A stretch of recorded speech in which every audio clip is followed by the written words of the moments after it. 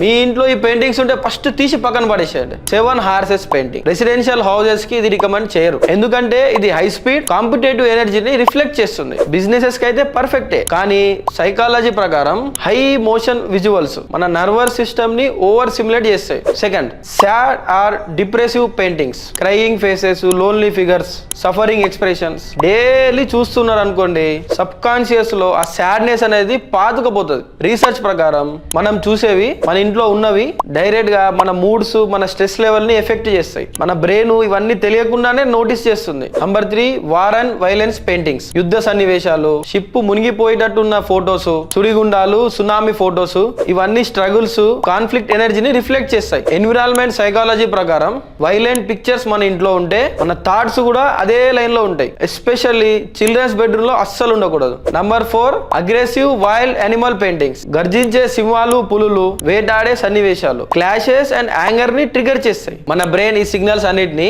ఒక థ్రెడ్ లా ప్రాసెస్ చేస్తాయి. మరి ఎలాంటి పెయింటింగ్స్ పెట్టుకోవాలనే కదా మీ doubt. Calm mountains, landscape, flowing water, sunrise, lotuses, smiling faces, stability and growth signals ని మన బ్రెయిన్ కి ఇస్తుంది. మీ ఇంట్లో ఎలాంటి పెయింటింగ్స్ ఉండాలి, ఎలాంటి పెయింటింగ్స్ ని లక్కీ పెయింటింగ్ అంటారు, ఆ లిస్ట్ కావాలంటే పెయింటింగ్ అని కామెంట్ చేయండి. ఆ లిస్ట్ మేము మీకు పంపిస్తాం.